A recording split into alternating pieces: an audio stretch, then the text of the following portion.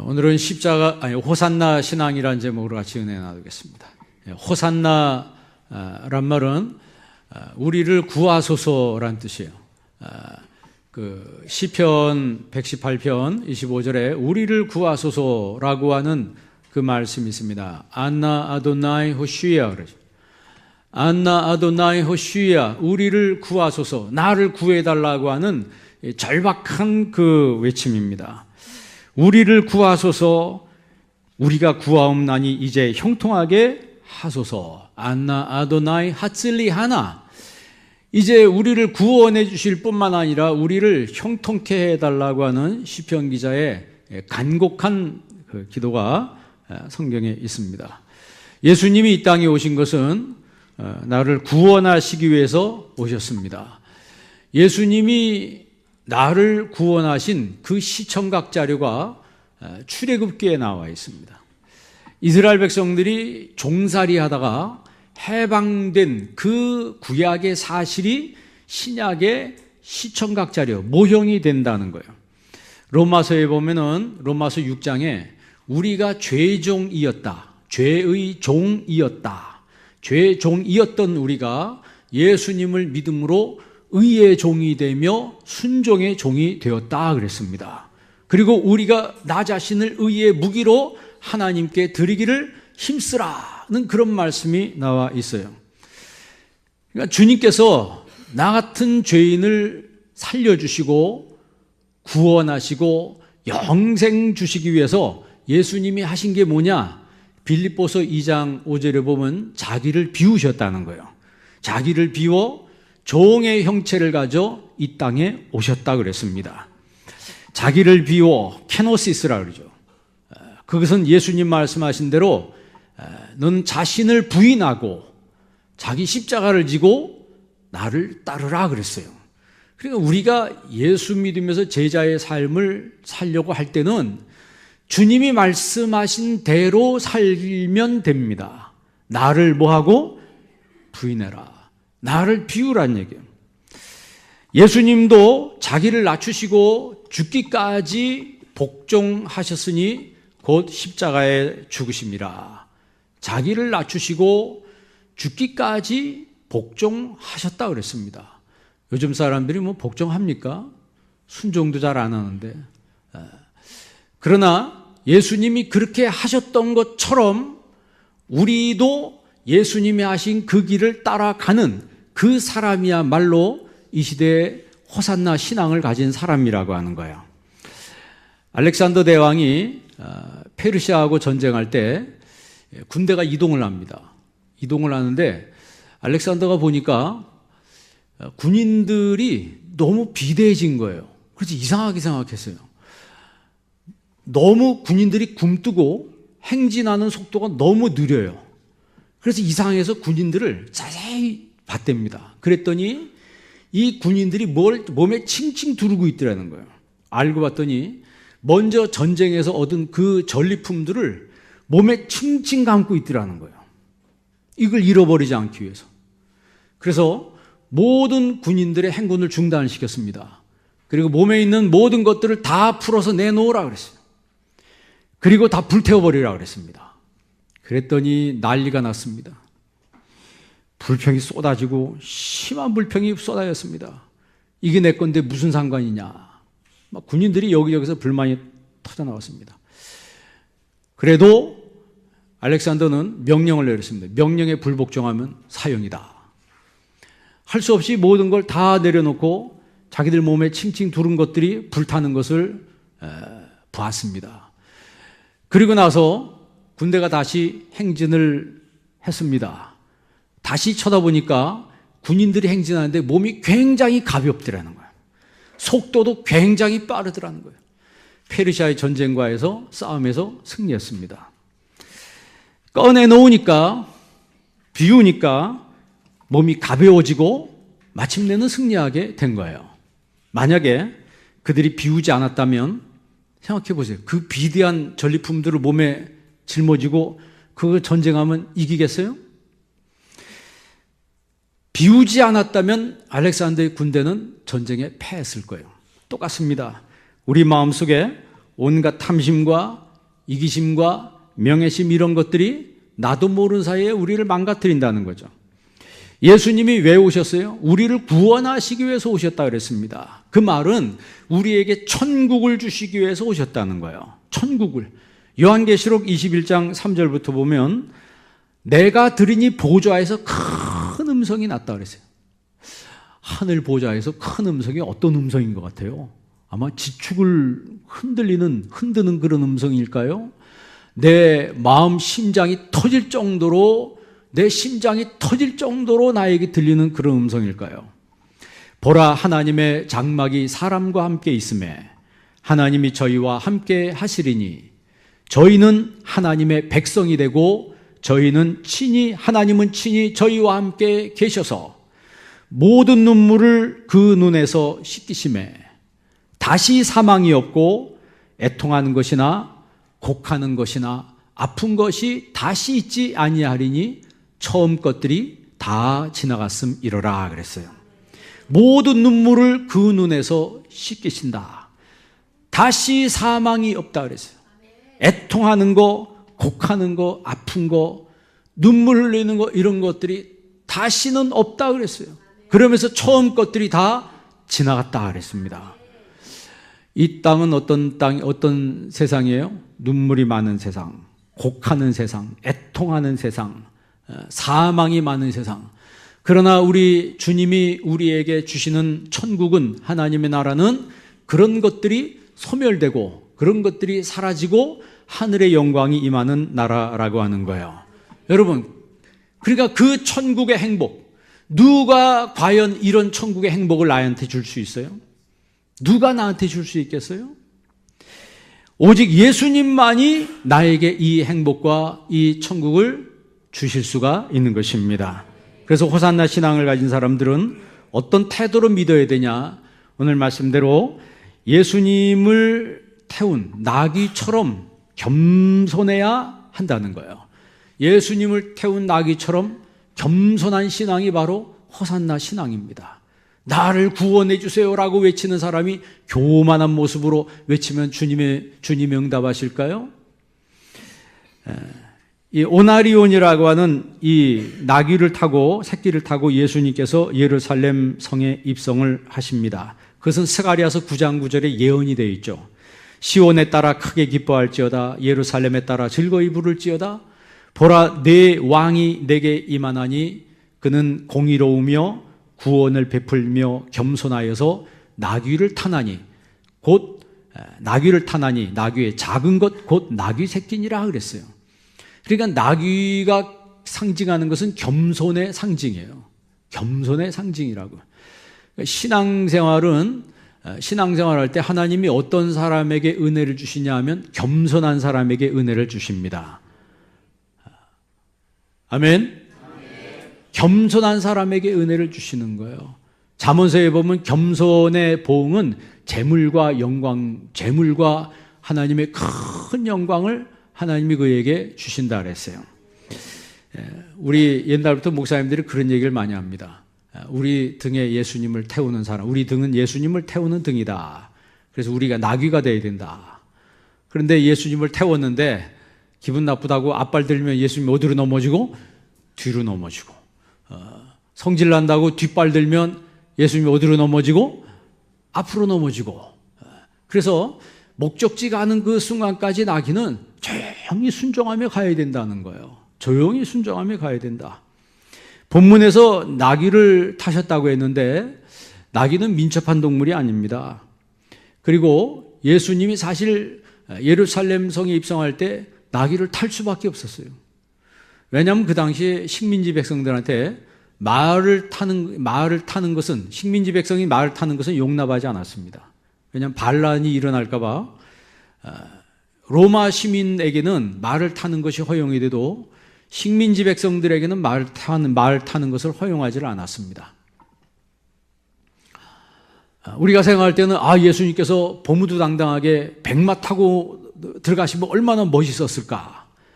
요즘에 우리 이단들도 보면 백마 타고 이렇게 다니는 사람이 있죠. 어떤 이단은 교주가 백마를 타고 막 이렇게 하면 사람들이 막 일어나서 박수를 치고 그런다는데 사실 예수님은 나귀를 타고 예루살렘 성에 입성하셨어요. 그러니까 겸손히 자신을 희생하기 위해서 비우기 위해서 오신 예수님이 우리에게 말씀합니다. 수고하고 무거운 짐진 자들아 다 내게로 오라. 내가 너희를 쉬게 하리라 그랬습니다. 여러분 마음에 무거운 짐진 사람들, 수고해서 너무 지치고 힘들었던 고민이 많았던 심령들 모든 짐을 예수님 앞에 내려놓으시기를 바랍니다. 주님께서 그러실 거예요. 힘들지 내가 다 안다. 너 짐을 내가 져주마. 그랬을 때 우리가 힘을 얻게 되는 거예요. 그랬을 때 힘을 얻게 되는 거예요. 우리가 금요기도회 때 시편 18편 말씀을 봤습니다. 나의 힘이 되신 여호와여 내가 주를 사랑하나이다. 다윗의 고백이에요. 그 사람은 하나님을 자신의 인생의 힘으로 삼았다는 거예요. 겸손한 사람이 하나님을 내 인생의 힘으로 삼는 거예요.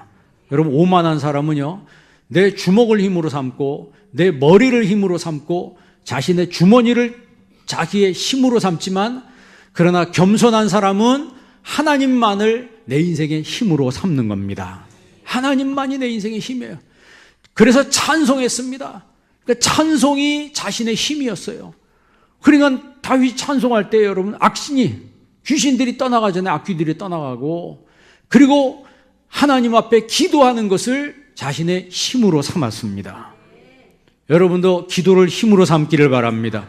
찬송을 힘으로 삼기를 바랍니다. 하나님만을 힘으로 삼기를 바랍니다. 그렇잖아요. 그리고 오만한 사람은 기도하지 않습니다. 왜? 내 머리로 내 능력으로 얼마든지 할 수 있는데 뭐하러 기도하냐는 거예요. 기도의 힘을 믿지 않는 거예요. 다윗이 여러분 얼마나 똑똑한 사람이에요. 다니엘은 거의 천재에 가까운 사람이에요. 제가 예전에 얘기했는데 그 한동대 김영길 총장이 예수 안 믿는 사람인데, 그분이 미국에서 나사에서 근무하는데 진짜 충격받은 게 뭐냐면, 세계에서 가장 똑똑한 사람들을 모아놓은 그 집단에 들어가 보니까 거기서 사람들이 성경 공부하더래요. 거기 충격받았대요. 자기는 한국에 있을 때 덜 떨어진 사람들이 가는 데가 교회인 줄 알았대요. 근데 거기 가보니까 세상에 석학들이 모여서 성경 공부하는 걸 보고 진짜 충격을 받았던데, 창세기 1장 1절을 읽으면서 이분이 예수님 믿었다 그러죠. 태초에 하나님이 천지를 창조하시니라. 거기서 믿음이 확 온 거예요. 믿음이 확 온 거예요. 그래서 여러분 신앙 4가지 신앙 얘기했잖아요. 첫째 신앙이 뭐예요? 창조 신앙이에요. 둘째 십자가 신앙. 세 번째 부활 신앙. 네 번째, 이 4가지 신앙이 확실한 사람은 바로 천국 갈 사람이에요. 예수님이 나귀를 타신 것은 겸손과 순종을 보여주는 거예요. 겸손과 순종. 이 시대에 순종이 어디 있나요? 조그만 틈 보이면 찌르고 쏘는 시대에 우리가 살고 있습니다. 어떻게 보면 삭막하고 정글과 같은 시대에 우리가 살고 있어요. 그런데 예수님이 쓰시겠다 할 때 나귀 주인은요, 조건 없이 자기의 나귀를 내놨습니다. 주님께서 여러분에게 내가 너 것을 좀 쓰시겠다 할 때 내놓겠어요? 예. 내놓겠냐 이 말이에요. 뭐라고 다시 한번 말씀해 주시겠어요? Pardon? I beg your pardon? 다시 말씀해 주시겠어요? 안 들린다는 거, 들어놓고도 못 들은 척하는 거예요. 주님이 타시겠다고 하면 등을 아무런 조건 없이 내드려야 되는 거예요. 내드려요. 대신 주님을 태우고 뭘 들지 말자? 앞발 들지 말고 뒷발 들지 말고 그냥 묵묵하게 가면 돼요. 우리 인간은 뭘 태우면, 나기가 얼마나 예수님 태우면 할 말이 많겠어요. 얼마나 프라우드해지겠습니까? 내가 이 예수님을 태웠다. 예수님을 태웠다. 그 사람은요, 무엇을 맡으면 자기도 모르는 사이에 자기가 올라갈 수 있어요. 그랬을 때 우리가 조심해야 합니다. 여러분, 내가 겸손하게 순종하면 그게 우스꽝스러운 거예요? 신앙생활 할 때 겸손하게 순종하면 그게 우스꽝스러운 거고 수준이 낮은 겁니까? 꼭 거기다가 뭐 이유를 대야 되고 따지고 그래야지 신앙이 뭐가 있고 개념 있는 사람이에요? 요즘 시대 사람들이 그래요. 순종하면 뭐가 순종이 뭐가 중요한 거예요? 뭐가 중요하냐는 거예요. 그러나 성경에서 말하는 명확한 사상은 하나님 말씀에 순종해야 된다는 거예요. 주님이 쓰시겠다 하면 따지지 말고 풀어드려야 된다는 거죠. 근데 우리는 늘 이유를 대고 핑계를 대면서 불순종합니다.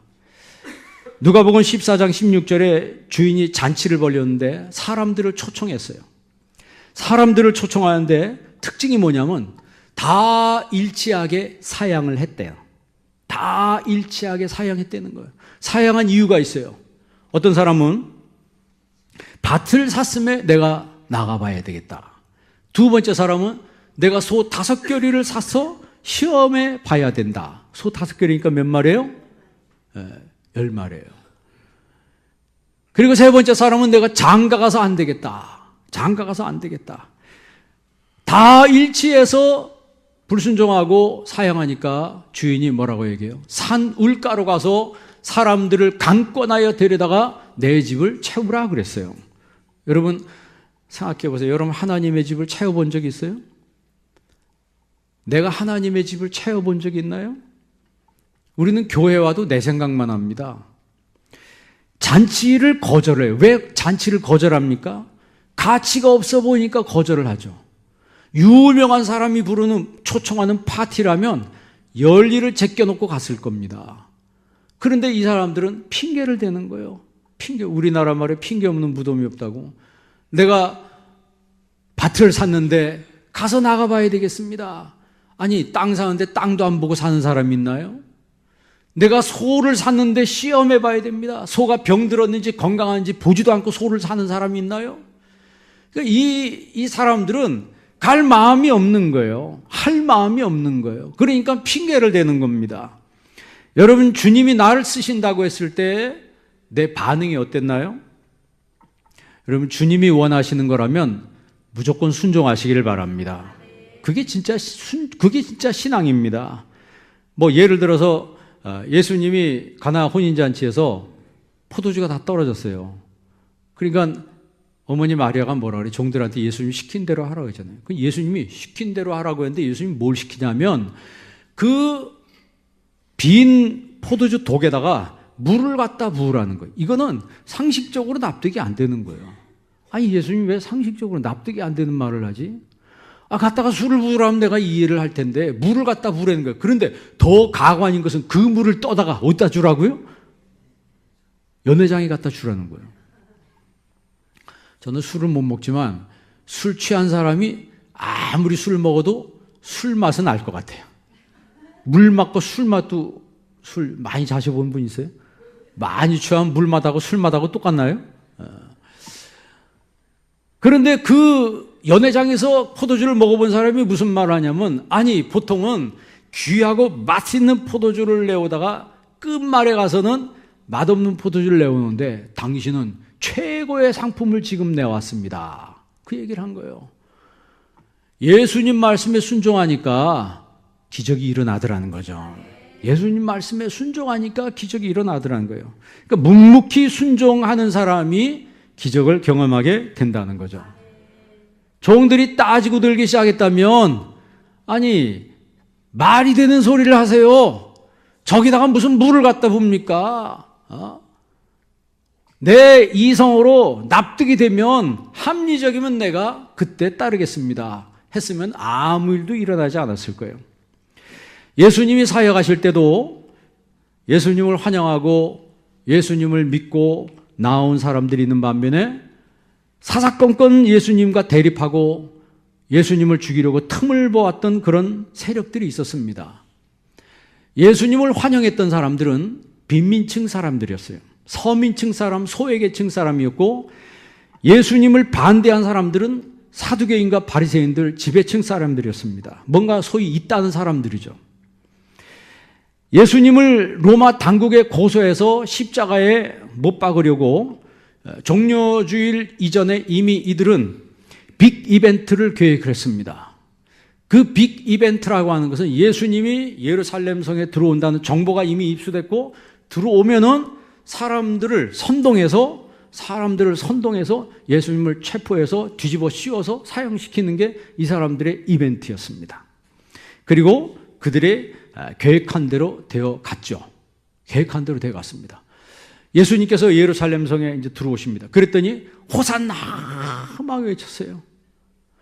그 사람들이 외친 호산나는 진짜 고백인지 가짜 고백인지 본인은 알 거예요. 본인은. 안나 아도나이 호시야. 우리를 구하세요. 우리를 구해주세요. 막 외쳤던 그 사람들의 고백. 이 사람, 거기서 아마 순전하게 믿었던 사람도 있었을 거예요. 얼마나 여러분 예수님 메시아를 갈구했으면 저분이 메시아라고 믿었기 때문에 자기 겉옷을 펴서 바닥에 깔았습니다. 바닥에 깔았어요.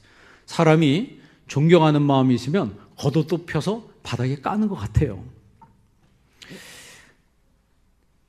호산나를 그렇게 외쳤던 사람이 나중에 바리새인들에게 선동이 됩니다. 그 거짓말에 선동이 돼서 선동된 사람들은 바리새인과 한 몸이 돼가지고 예수님을 미워하고 예수님을 죽음으로 몰아넣는데 한 패거리가 됩니다. 여러분, 내가 주님 앞에 호산나 한다면 내 호산나의 고백이 진짜 고백인지 가짜 고백인지 여러분 스스로 점검을 해봐야 돼요. 입술에서 나오는 소리라고 해서 그 소리가 진짜인지 가짜인지는 속을 들여다보면 아는 거예요. 가짜 신자들은 거기에 진짜 신자들은 그들의 모함에 참여하지 않았습니다. 오히려 겸손한 마음으로 예수님이 십자가 지고 골고다 올라갈 때 굉장히 눈물을 흘리면서 마음 아파했습니다. 겸손한 사람은 그러는 거예요. 진짜 신자는요, 예수님을 태운 나귀처럼 겸손해야 합니다. 여러분도 그렇게 겸손하기를 바랍니다. 그게 첫 번째예요. 호산나 신앙. 두 번째 호산나 신앙은 나의 구원은 하나님뿐입니다 라고 하는 이 호산나 고백이 끊임없이 이어져야 되는 거예요. 매일 신앙 속에서 나를 뭐 해주세요? 구원해 주세요. 나를 구원을 이루는 삶을 살아가야 돼요. 아니 내가 옛날에 구원받았는데요. 그럼 뭘 몰라서 그러는 거고 성화 구원을 이루어 가야 되는 거예요. 날마다 두렵고 떨림으로 너희 구원을 이루라고 했습니다. 내 삶의 현실 속에서 현장 속에서 두렵고 떨리는 마음이 있으면요 내 마음대로 못 사는 거예요. 우리를 구하소서 어나 아도나이 호시야. 우리를 구해달라고 절박하게 외치는 이 구원에 대한 이 외침, 이것이 주기도문의 끝에 나오죠. 우리를 어디서 구하소서? 리사이 헤마사프트 포네루 deliver us from the evil one. 우리를 악에서부터 구원해 주세요. 알라 리사이 헤마사프트 포네루. 우리를 악으로부터 구원해 주세요. 주기도문이 사실 그렇게 끝나는 거예요. 구원에 대한 요청.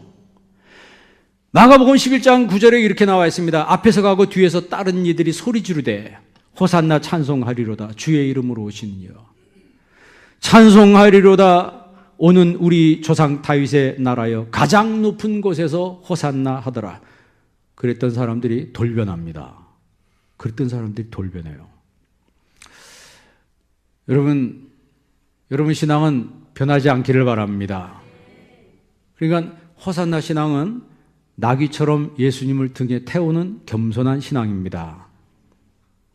그리고 두 번째는 내 삶 속에서 끊임없이 호산나를 외치면서 나를 구원해 달라고, 나를 구원의 길로 인도해 하시며 나를 끝까지 하나님의 구원을 이루어가는 신자가 되게 해달라고 끊임없는 호산나 고백을 하는 사람이에요. 그리고 세 번째는 예수님의 왕권을 인정하는 사람이 호산나 신앙을 가진 사람이에요. 왕권을 인정하는, 그것은 예수님의 통치권을 시인하는 겁니다. 통치권을. 내 안에 참 주인이 누구인가? 바로 예수 그리스도시라고 하는 거죠. 그러니까 신자의 삶은 인권보다 신권이 먼저여야 된다. 그걸 하나님의 주권이라고 그러죠. 요즘 세상에 인권을 가장 중요하게 여기기 전에 세상 사람들은, 그러나 우리 그리스도인들은 프로토스, 너희는 먼저 그의 나라와 그의 의를 구하라 그랬어요. 그게 바로 신권입니다. 여러분은 인권이 먼저예요? 신권이 먼저예요? 대답해봐요. 인권이 먼저예요? 신권이 먼저예요? 인권이라고 외치면서 교회 나가도 괜찮습니다. 신앙이 없는 할 수 없지 뭐. 인권이 먼저가 아니고 교회는 하나님의 주권이 먼저예요. 하나님의 신권이 먼저여야 돼요. 너희는 먼저 그의 나라, 그의 의를 구하라. 그리하면 그랬어요. 그리하면 그 뒤에 인권에 필요한 모든 거 하나님 더하여 주신다 그랬습니다. 그러니까 예수님의 신권, 즉 왕권을 인정하는 그 사람이 주님이 쓰시겠다 할 때 기쁜 마음으로 내어 드리는 겁니다. 믿음이 없으면요, 아까 얘기한 대로 주님이 쓰시겠다 그러면 뭐라고요? 다시 말씀해 주실래요? 받은 그런다고요. 누가 쓰신다고요? 왜 쓰신대요? 자꾸 질문만 합니다. 왜? 할 마음이 없다는 거죠. 바리새인들은요, 호산나라고 외치는 소리도 못마땅했어요. 사람들이 호산나라고 외치는 그 소리도 못마땅했습니다. 중지시키려고 해서 그랬더니 예수님 뭐라 그래요? 이 사람들이 소리 지르지 않으면 돌들이 소리 지른다 그랬어요. 여러분, 주의 일은요, 내가 안 하면 다른 사람이 합니다. 내가 안 하면 다른 사람이 하는 거예요. 그러니까 하나님은 무엇을 통해서든지 하나님의 일은 스스로 이루어 가시는 분이에요. 선교도 인간이 하는 게 아닙니다. 인간이 가서 거기에 기지를 세우고 선교 기지를 구축하고 가서 전도하고 사람들 모으고 말씀을 선포하고 하는 것이지만, 그러나 선교는 하나님이 하시는 거예요.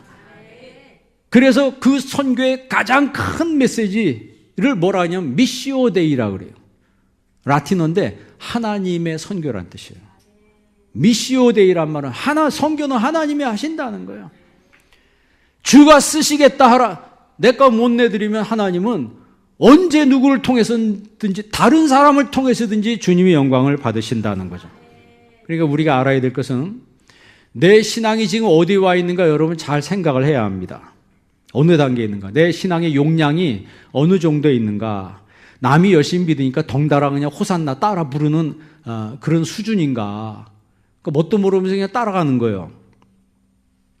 그것도 중요합니다. 사실 신앙은 처음에 따라가는 거죠. 좋은 신앙의 본을 가진 사람을 따라가는 거죠. 그래서 제가 우리 제자반 시간 때 얘기했는데, 선교사님들이 한국에 와서 한국을 선교하려고 하니까 한국 문화를 알아야 돼요. 그래서 대학생 한 명을 세워놓고 이 대학생하고 같이 다니면서 똑같이 따라야 돼요. 식당 가보니까 젓가락을 들고 젓가락질을 하더라고요. 그래서 생전 처음 젓가락을 들고서 젓가락질을 따라해 봤대요. 어려워, 쉬워요? 어려운 거예요. 그래도 계속 따라하다 보니까 나중에 젓가락질을 하게 되고 한국 사람들 이 문화를 조금씩 이해하게 됐다는 거죠. 목욕탕 가보니까 온탕 갔다 냉탕 갔다 왔다 갔다 하더래. 그래서 자기도 따라해 봤다는 거예요. 따라하다 보니까 이해가 되더라는 거죠. 그러니까 좋은 모델을 우리가 따라하다 보면 나도 그런 좋은 모델로 가는 거예요. 그런데 엉뚱한 사람 따라가면 엉뚱한 사람 따라가다가 나도 망합니다. 나도 망하는 거예요. 그러니까 남이 믿으니까 신앙생활을 덩달아는 그런 수준이 아니고 그런 단계에서 이제 벗어나야 되겠죠. 두 번째는 심정이 좀 삐딱해가지고 계속 이제 비판적으로 듣는 겁니다. 목사님 설교가 왜 저래? 오늘 은혜가 안 되네. 자꾸 이런 식으로 이야기하는 사람이 있어요. 제가 그 고등학교 다닐 때 윤리 선생님 이름은 잊어버렸는데 별명이 치악산 삐뚤이에요. 이분은 강단에 쓰시기만 하면 매일 정부 욕하고 뭐 누구 욕하고 누구 비판하고 하던 윤리 선생님인데 좋은 말하는 걸 한 번도 들어본 적이 없어요. 그래서 우리가 별명을 그렇게 줘줬어요. 내가 진 건 아니고 누가 졌는지 모르겠는데 선배 때부터 별 딱 들으면 치악산 삐뚤이 들어온다. 그러면 우리가 신앙생활하면서 삐딱하게 하나님 말씀 듣는 사람은 무슨 산 삐뚤이요? 여기는 무슨 산이에요? 옆에 있는 산 무슨 산이에요? 광교산이? 광교산 삐뚤이. 여러분 삐뚤이 되지 않기를 바랍니다. 은혜가 안 되네. 은혜가 안 되네. 내가 은혜가 안 돼도 다른 사람은 은혜를 받아요. 다른 사람은 은혜를 받는다고. 그럼 난 뭐예요? 그럼 내 손해지. 내 손해요. 그 세 번째 부류는요, 내 죄를 깨닫고 통회하면서 애통하면서 회개의 단계에 이르는 사람이 있어요. 그러니까 내 신앙의 단계가 어디에 가 있는지를 잘 살피고 내 신앙을 수리할 줄 알아야 합니다. 수리할 줄 알고 바른 신앙으로 나아가는 성도가 되어야 된다는 거예요. 바른 신앙으로 나아가는 성도가 되어야 돼요.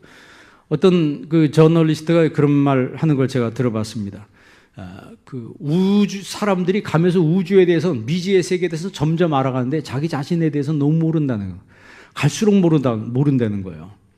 예수님도 2000년 전에 뭐라고 말씀했어요? 2000년 전에 남의 눈에 있는 티는 보고 자기 눈 속에 있는 들보는 못 본다 그랬어요. 그런 말 있잖아요. 산 속에 있는 10명의 도둑을 잡는 것보다 내 마음속에 있는 한 명 도둑 잡기가 더 힘들다 그랬어요. 산 속에 있는 도둑놈 10명 잡는 것보다 내 마음속에 있는 도둑 하나 잡는 게 더 힘들다는 거예요. 그럼 그만큼 우리의 신앙이 하나님 앞에 바로 서는 게 쉽지가 않다는 거예요. 그래서 여러분, 호산나 신앙을 가진 사람들은 믿음의 심지가 견고한 모습으로 끝까지 예수님을 따라가는 사람들입니다. 군중심리로 예수님을 따르는 사람들이 혹 있다면 어려움이 닥칠 때 그 사람은 신앙에서 떠나갈 수밖에 없어요. 떠나게 될 겁니다. 왜? 호산나 신앙이 아니니까. 호산나 신앙이 아니니까. 안나 아도나이 호시야, 주여 나를 구원해 주세요라고 하는 것은 남의 고백이 아니고 내 고백이 돼야 된다는 거예요. 내 고백이 돼야 된다는 거예요. 찬송 부를 때 다른 사람은 열심히 신령과 진정으로 찬송하고 신령과 진정으로 다른 사람이 예배하는데 나는 그냥 설렁설렁하면 누구 손해예요? 그건 내 손해죠. 여러분, 신앙생활하면서 예수님 환영한다고 했지만 호산나라고 우리가 외쳤지만 어떻게 보면 예수님을 죽이라고 소리친 장본인이 나일 수도 있다는 거예요. 예수님 앞에 우리는 충성도 했지만 어떻게 보면 살다 보면 배반도 할 때가 얼마나 많습니까? 실제로는 충성한다고 보는데 까보니까 예수님께 충성하는 게 아니고 배반한 자리에 우리가 있더라는 거예요. 그래서 우리가 애통하며 회개하며 주님 앞에 나아가야 된다는 것입니다. 그럴 때 주님께서 주님의 보혈로 우리를 깨끗하게 씻겨 주시는 겁니다. 이런 호산나 신앙이 내 안에 자리 잡힐 때, 내 마음속에 하늘의 평강이 임하게 되는 거예요. 하늘의 기쁨이 임하게 되는 겁니다. 천국의 소망이 임하게 되는 것입니다. 여러분, 내 안에 이 바실레이아 통치, 하나님의 나라의 통치가 이루어질 때 비로소 우리가 주님, 나를 구원의 길로 인도하여 주옵소서. 이미 구원을 받았습니다. 그러나 두렵고 떨림으로 내 구원을 이루어가는 삶을 살게 된다는 것입니다. 그것은 곧 주님의 왕권을 인정하고 내 평생의 호산나를 부르며 끊임없이 주님을 따라가는 삶을 살며 나귀가 예수님을 태운 것처럼 겸손한 모습으로 주님을 따라갈 때 그 사람의 삶 속에서 호산나 신앙이 이루어지게 되는 것입니다. 이런 신앙이 여러분에게 있길 주의 이름으로 축원합니다. 기도하겠습니다. 그러고 하신 아버지 하나님, 진정한 하늘나라의 신민은 주님의 통치를 기뻐하며 통에 자복하는 마음으로 우리를 구원하소서, 나를 불쌍히 여기소서, 나를 구원의 길로, 의의 길로, 승리의 길로 인도하소서라고 고백하는 사람인 줄 믿습니다. 겸손하게 나귀의 모습이 되어 예수님 태우고 주님이 가자고 하는 곳에 순종하며 따라가는 저희들 되게 하여 주옵소서. 예수님의 이름으로 기도합니다. 아멘.